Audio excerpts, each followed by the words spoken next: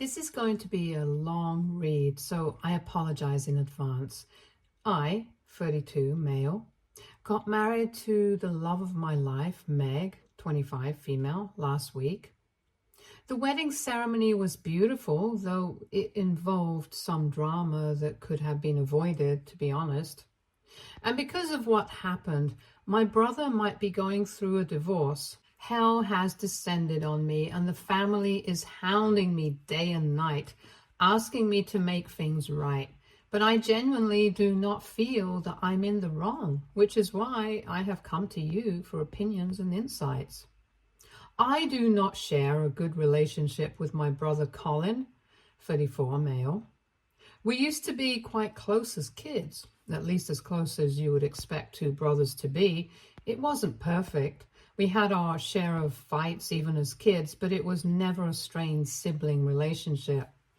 I had his back, and I knew he had mine. So it was all good between us. Our parents always put family before anything and tried to instill those values in us as well. It's a shame I was the only one who reflected these values. 6 years ago, when I was 26, I started dating a girl, Shay, now 32, female.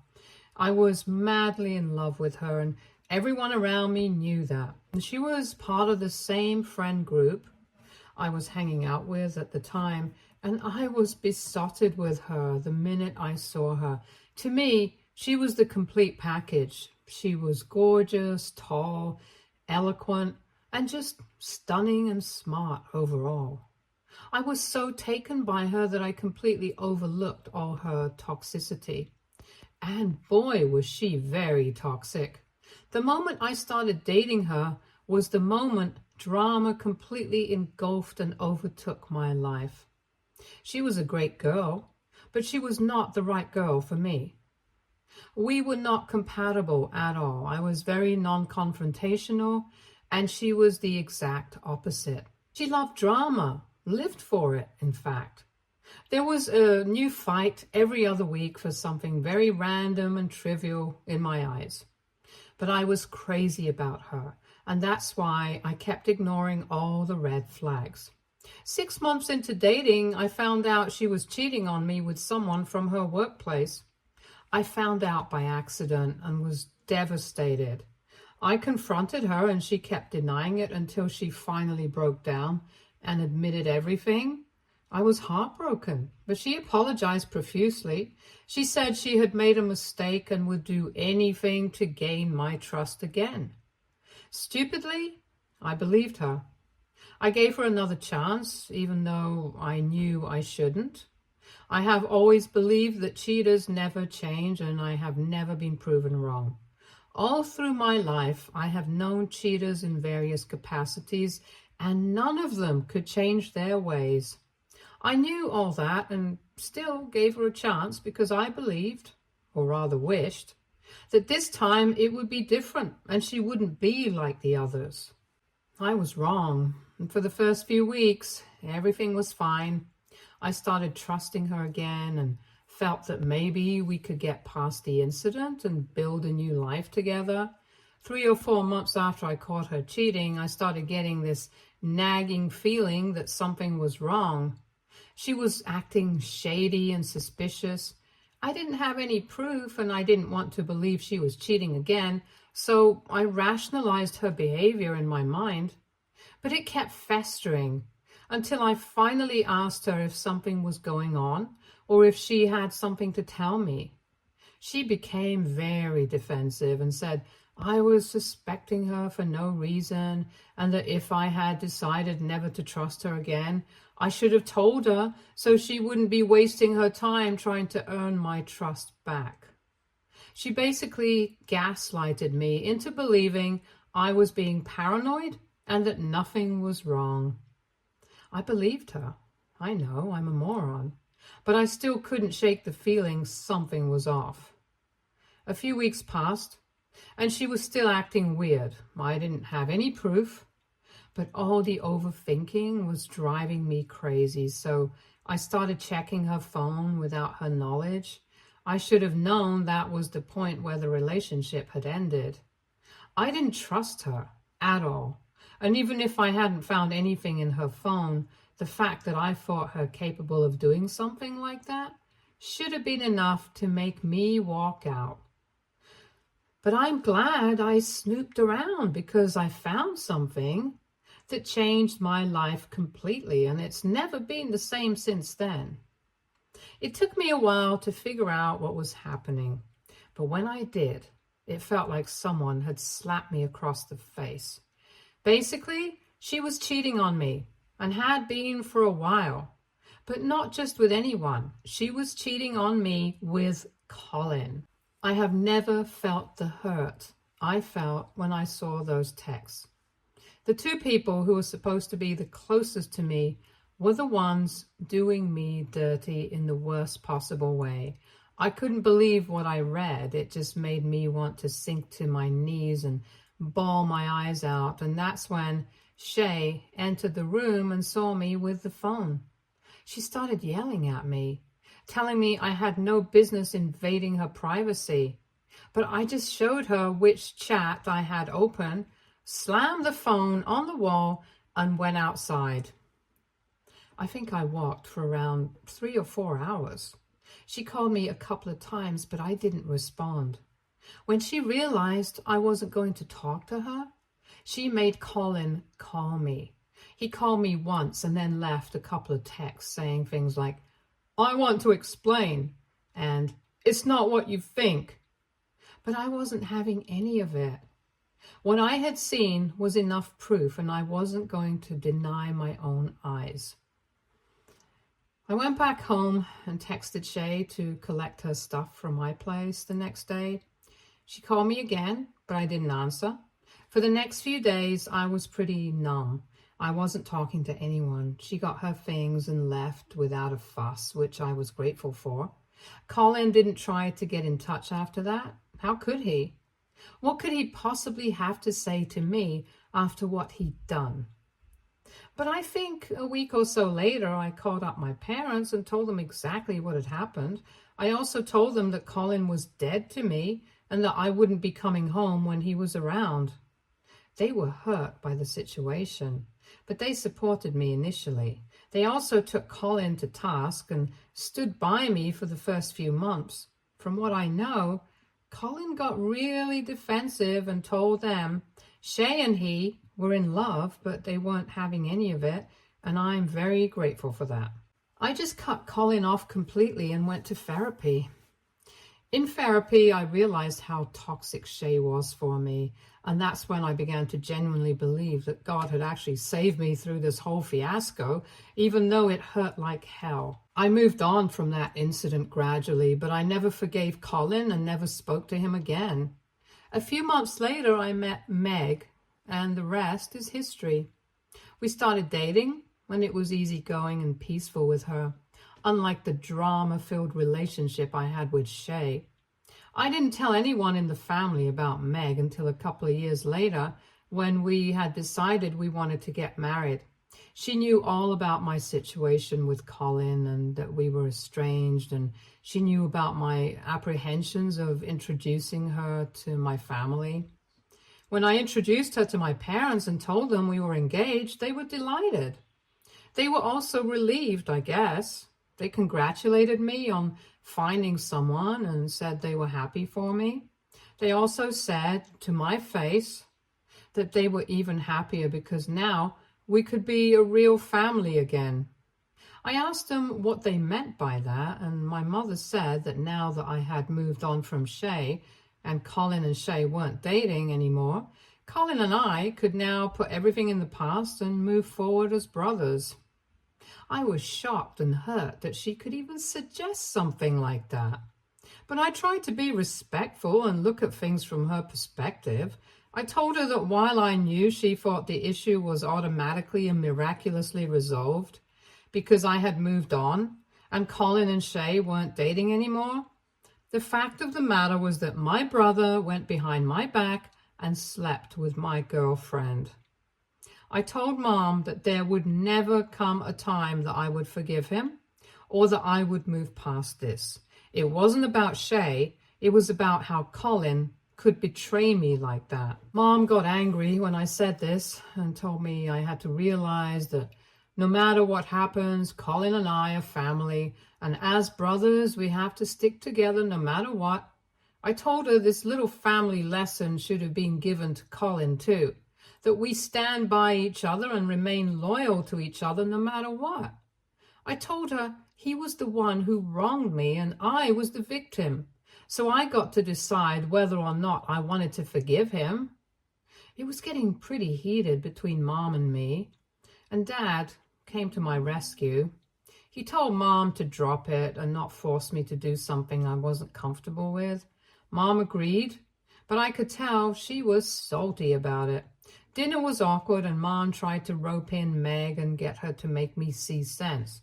Meg just said she believed I was capable of making decisions for myself and that I would forgive Colin in my own time if that ever came. Mom was practically seething at this point. I don't know why or how she thought I would just forget something like this and move on. But she had this fantasy image of how our family was and would be forever. And she did not want to accept that the farce was broken and there was no way now that the family would go back to the way it was all those years ago. Dad told Mom that there would be no further discussion on the topic, and she agreed. Things were tense between us for a while, but they got better gradually. She didn't bring up Colin again and tried to be very mindful of boundaries, so I had no reason to complain. Little did I know my parents were planning a little intervention and were all geared up to ruin my wedding. Mom was involved in the wedding planning, as was Meg's mom. She knew how many guests were coming, the dress code, the preparations and the like, much in advance. My dad wasn't very involved in the process. Mom did nothing suspicious during the entire planning period. Colin was not mentioned even once. She even apologized to me, saying she shouldn't have pushed me so hard that day and that she had begun to believe there was a chance at reconciliation, but realized she was wrong because Colin had wronged me in the worst way possible. So there was no reason for me to suspect her or doubt her intentions, but I was wrong. On the day of the wedding, my best man, Rick, 32, male, a friend of mine from school, came running to me saying there was a problem I needed to deal with right away. I asked him what was up, and he said that Mom and Dad had arrived at the venue with Colin and his wife. I was livid. I told Rick to make them leave, and he said he tried to do everything without creating a scene, but they refused to budge. He told them Colin wasn't invited and that I would be furious upon seeing him, but my mom said they're family and Colin is my real brother, unlike Rick, and I would always choose Colin over Rick. Yeah, right, Mom, totally. I couldn't believe they had planned all of this behind my back, and I needed an explanation from them immediately. I called my dad and asked what the hell was happening. He said they didn't want the family to believe there was a rift between the two brothers, which is why they thought it was best to bring Colin and his wife along. He asked me to just put up a farce for a couple of hours. Then they would leave and pretend nothing happened. He said he knew I probably didn't anticipate this, but this was in the best interest of everyone and it wouldn't hurt me to play along for the sake of the family. I told him he had betrayed my trust just like his beloved son, especially when he knew I wanted nothing to do with Colin. He told me to stop being dramatic and suck it up for one day. I told him this: one day was my wedding day, and he had no right to ruin it. He told me no one was ruining anything and that my flair for theatrics needed to be toned down a little bit.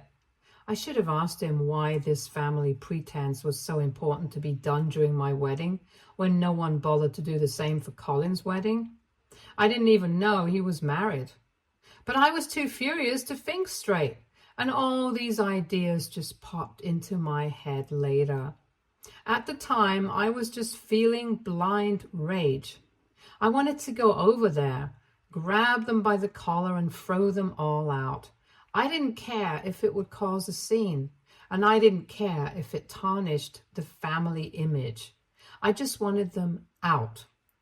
I couldn't think straight when Rick came to me with an idea that was much more vindictive and much less violent. He told me there was only one way to get back at everyone, and if I was okay with it, it could be done. The idea seemed good to me, but it was also too much drama for a wedding, and I didn't want to ruin Meg's day as well. I told Rick I would think about it and let him know. The wedding went without a hitch, but Meg had seen Colin and his wife and asked me what was up. I told her in brief what had happened. Once the ceremony was over, I took her aside and asked if she was okay with me doing what Rick and I had planned. She was a little hesitant, but said if that was what I needed to do to put my family in place, there was no better time or place than this, and that I had her complete support. I thanked her. God, I love my wife. And I told her to just sit back and enjoy the drama. When close friends and family were seated together, some people got up to make a toast.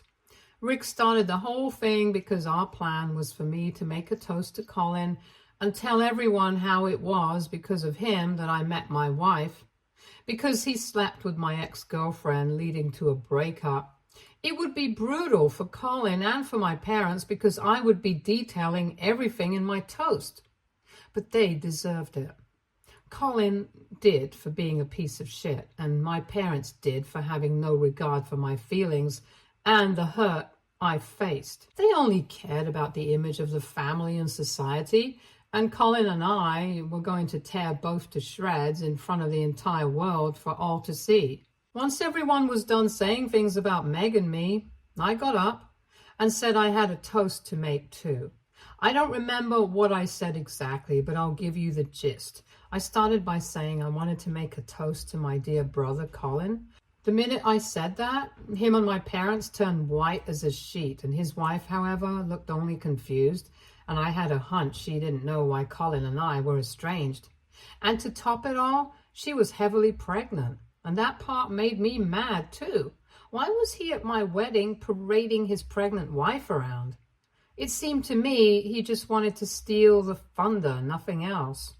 Anyway, I continued with my toast. I said Colin and I had been brothers for the longest time, and even though he stabbed me in the back in a way worse than an enemy, I still wanted to thank him because it was his betrayal that ultimately led me to Meg.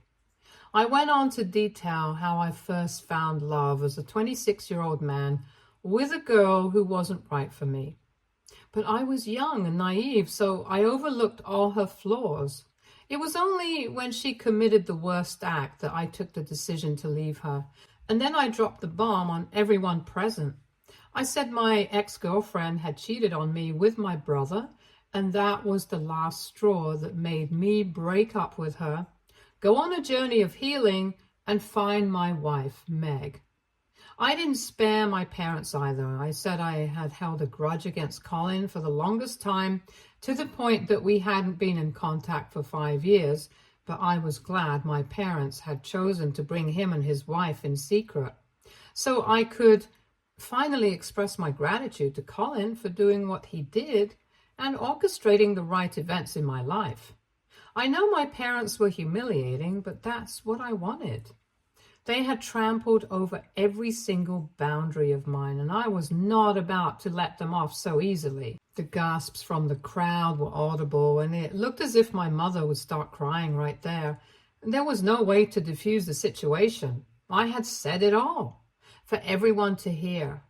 Colin's wife, I don't even know her name, was looking at him in disbelief, and Colin couldn't look up and meet anyone's eyes. It was utterly embarrassing for him, and neither Rick nor Meg nor I did anything to make the situation less awkward. My parents were sitting there staring at the ground. Dad was twiddling his fingers, and Mom was trying her hardest to stop crying, but even her faintest sniffles were audible. The room was that quiet. I felt like I could hear my heartbeat in that eerie silence. I just sat down after my toast and started eating. Everyone was staring at Colin and my family, but nobody said anything. Finally, it was his wife who got up, apologized on his behalf, and thanked us for having them and allowing them to be a part of the celebration. And then she stormed off. I kind of felt bad for subjecting her to this humiliation for no fault of hers, but I couldn't help it. I had to take Colin and my parents to task, and it's a shame she got caught in the crossfire. My parents and my dear brother left soon after, and only then did the real fun begin. However, my parents, especially my mother, have bombarded me with texts saying I had no right to air the family's dirty laundry in public and that I had torn their dignity to shreds in front of everyone. I didn't respond because I wanted to enjoy at least some of my wedding. Mom has since then started texting Meg, and I know it's getting to her. I told Meg to block Mom, but she just keeps texting her from new numbers or messaging her from new accounts on Instagram. All this negativity is affecting Meg poorly, and I feel bad that I subjected her to this. She doesn't deserve it. She's the one who saved me, and I've dragged her down to the dumps with me. And that's just not right. I have asked Mom to stop involving Meg in the drama, but she says I was the one who involved her by causing that scene during the wedding, and now both Meg and I will have to face the repercussions of what I've done.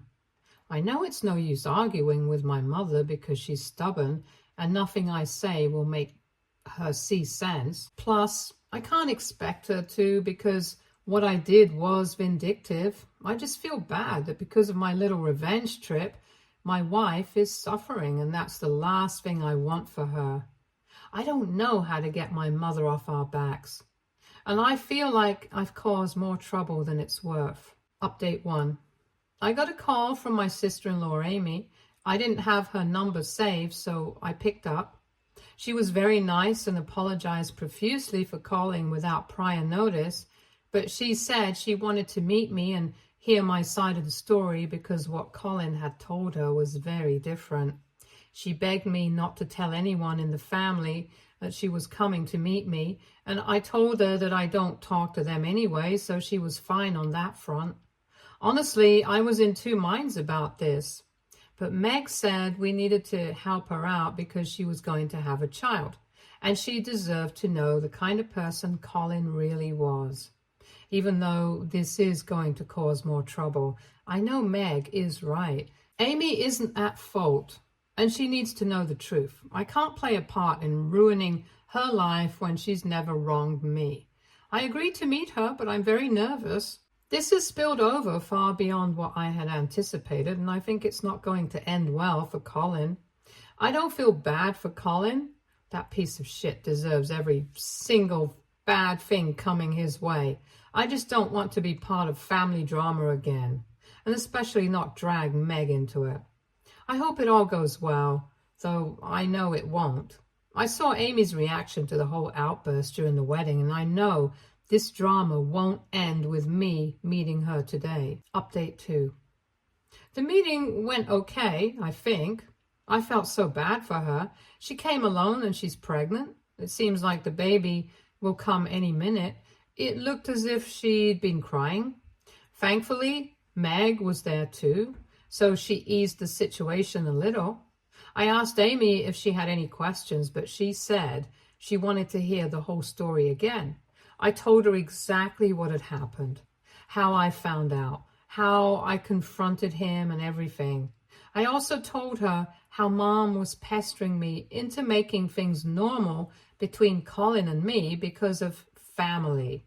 I asked her what story Colin had told her, and she said Colin had said that Shay and I were friends, but Shay fell for him.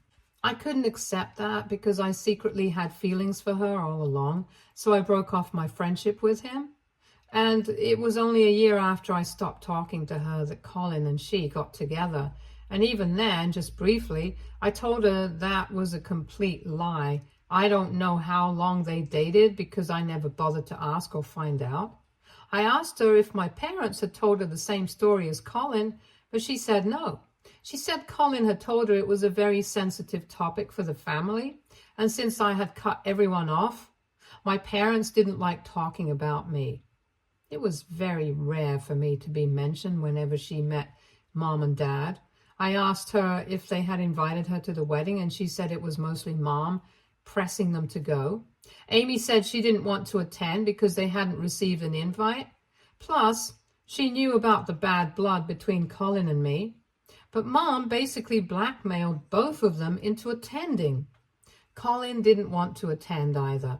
She said Mom kept saying we needed to let bygones be bygones and be a family again for the baby. She thought maybe I had indicated to Mom that I wanted Colin to be there, so she never tried to confirm with me. Also, she never thought the reality would be so different that it would completely turn her life upside down. I felt really bad for her, but there wasn't anything else I could do. I told her to let me know if there's any way I can help her. I don't want her to suffer just because my brother is a horrid human being who not only betrays his brother, but also lies to his wife. I think she's going to go forward with a divorce because she seemed pretty upset about the whole thing. I just hope it works out for her. It's not easy being a single mom out there. Update 3. Amy has filed for divorce, and my dad called me up and informed me, and unlike Colin and my mother, he isn't blaming me for everything that transpired. He just said Colin was going through a rough time right now, and he might try to call me and get in touch, but he's asked me to stay away. I told him I had been staying away until they decided to bring him along to my wedding. He didn't say anything to that. Apparently my mom and Colin are trying to get in touch with me, but they've been blocked everywhere, so I'm safe from their onslaught. I don't know the actual details of the divorce, but I do know Colin isn't taking it well because he really loves Amy. I think karma has finally come back to bite him in the ass, and I can't help but feel a little smug about it all. I feel bad for Amy, and Meg and I think we're going to offer her help when the baby comes, but I don't feel an ounce of guilt or remorse for Colin. He deserves it. He broke me once on purpose, and now he's broken himself. That's just how it is when you betray someone's trust and wrong them. Stay tuned for more stories from our girl relationships.